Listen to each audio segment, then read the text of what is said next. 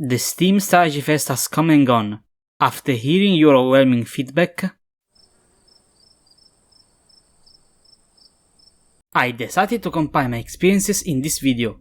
Greetings, I'm the Skeleton, you have read the title, you know what to do, let's get on to the demos.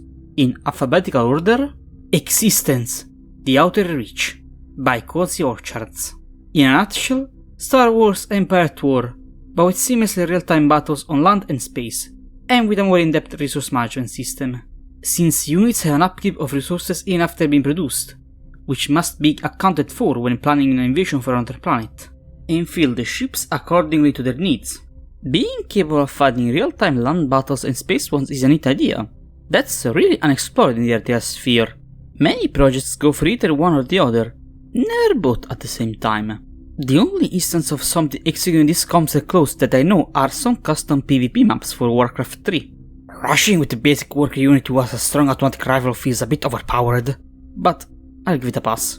The indeed realistic graphics are way above the developer, as in, one person, resources. If I were in them, I would go for a more stylized look. Still, an interesting proof of concept. Gets a wishlist from me. Next, Hive Seek, by Touhou Games. It's like Kingdom 2 Crowns, but with robots, by which I mean a 2D side-scrolling tower defense against hordes. I'm not sure I like the art style, though this is like version 0.1.55. Nothing apart from the general concept is final. I do like that the commander can shoot, and also the possibility of choosing different kinds of robot commanders, each one with its strengths and weaknesses. The demo has only two, one slow but strong, and another nimble but fast. Also, the fact that it's not procedurally generated, but level based, does give the experience a better flow. You're doing an amazing job, lads. I wish there was a way to help you out. Can we have some repairs? Amazing job. Truly, you are the heroes of the front lines. Maybe you could shot too? Well, gotta go. Lots of purple stuff to deal with. I hope there is something to spice the experience in the long run. But as is, I think the foundations are solid. I'll keep an eye on this one. Next, Idun, by Idun Interactive. I could not get past the tutorial. I follow the instructions to the letter, I die. I try to use choke points, I die. I try to mesh together the hero, the tower, and the extractor so that they do not get surrounded, I die. And it seems to be a common issue. Even then, what was shown was not of my pleasure. Dull dialogue. I know, dear, that you will like this. Check it out. Why aren't they running away? I wish I could tell you. I'm scratching my head too. Oh, whoa, there's like another 1,000 heading this way. The aliens are coming! We've been compromised! Let it out, Corporal! Oh, Colonel. We are so fucked. An interesting gameplay, for what I managed to see.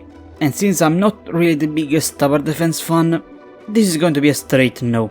Next, Microcivilization, by Ondrej Homola.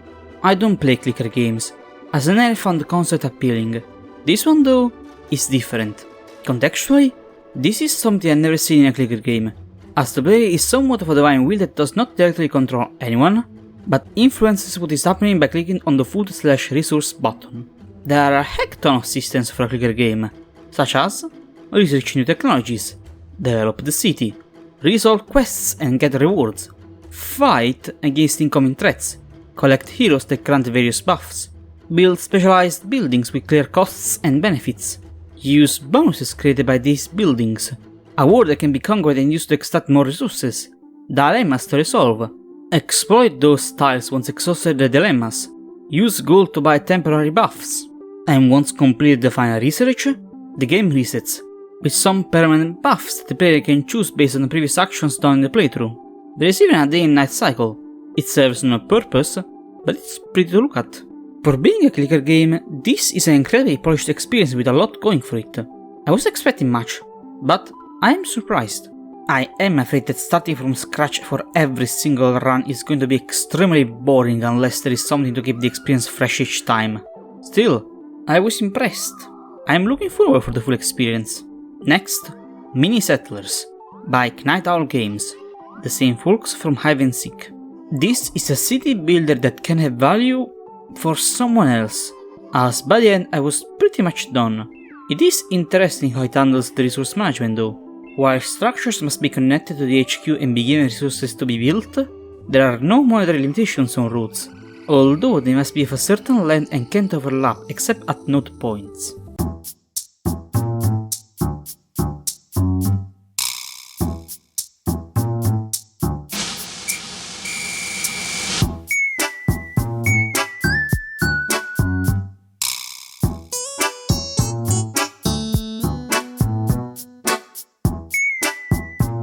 Not my cup of tea, but could make the joy of the right person. I can see someone finding it charming, for the same reason why some people have a formicarium.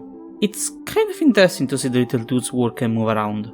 Next, Reus 2 by Abbey Games. God games are a strategy niche that doesn't receive any kind of great revival. The only title I can think of on the top of my head is Fatadeum. As such, Reus 2 represents one of the few opportunities to satisfy it. I do own the first one, but I played only 4 hours, as I never managed to get into it. My main gripe was that there was no sense of progression or point. Sure, you could have plasmated the greatest planet ever, backed up the Nova tribes to build great feats of human genius, but once the time ran out, everything was reset and the game would put the player back on square one, with everything done before being just meaningless for future playthroughs. I get that you want to work on your cardio, but I don't think this is the right time. Maybe the server is going to be different, as it does do eras that must be unlocked by achieving great feats. So yeah, assuming there is some kind of progression, there may be something interesting here. Next, Siege Up by Denis Drodovstov. I'll be quick, there's nothing here for me. The resource gathering is a slog, the combat is too slow to be enjoyable, I don't see anything that makes it stand out from any other RTS new or old, and I straight up don't like the art design. Next, Tempest Rising by Sleepgate Ironworks and 2B Games. The dastardly dirt derry of the modern RTS movement with some big shoes to fill. To say that there are a lot of expectation for this game will be an understatement. It's clear the developers want to fill the void left by the Tiberium saga. There are so many questions that still need answering. What do Doctrine, Commissary, and Armory do? If I had to take a guess, maybe they're like abilities, extra specialized units, and buffs to regular troops respectively. To draw a parallelism with StarCraft 2, think the first one like the abilities from the Spear of Idun, the second one like the co-op commanders from, well, the co-op mod, and the last one like the army from Wings of Liberty, all repurposed and recontextualized in Tempest Rising. But again, this is just speculation. Still, the demo does show that the devs have nailed the basics, and makes me excited for what is to come. Sir, do you think it's safe to keep the explosive barrels so close to the power plant and then their guns? Absolutely not, but the player's brain is as smooth as the back bottom of a baby, so let's just give him an easy hit for the epic chemicals, alright? I is smooth! One thing is certain, the music is spot on. Unpacking Conyard. Primary objective accomplished. Acknowledged. Spinning around. Yes. Constructing. No problem. Got it. Next, the Touhou Empires by Neat Pia. So, I'm not into the Touhou universe, I don't like shoot 'em ups. The only encounter I have with the IP is with Touhou Luna Knights, and I still need to get around it eventually. I can't give a complete judgment, as the demo only covered the bare minimum in the tutorial, and it doesn't show all the mechanics that it wants to implement, so I can only go after the Steam page and the trailer. I guess they're going for a mix of bullet hell and RTS, which can be an interesting idea, although I am a bit afraid for the visual clarity of the whole. Detailed graphics illustrate the land. Okay, I'll keep an eye open, but I do hope for a more refined demo with one actual real level in the future. Next, Zephon by Proxy Studios. So I know the company, they made the Warhammer 40,000 Gladius, a futuristic 4X very similar to this one, which I never started. I had no idea what to expect. Then I began playing it, and I was surprised. The level of polish here is impressive. It does the thing with the lore where you have to piece together what happened after a major catastrophe by reading the descriptions of the units, technologies, and quests. The gameplay motivated me to consider every action I took. It doesn't help that I suck at 4x's and got overwhelmed to the point of uselessness, but by the end I was stunned, and I craved more of it.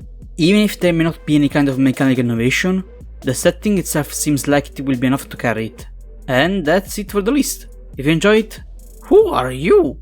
You're not a strategy game. Shoo!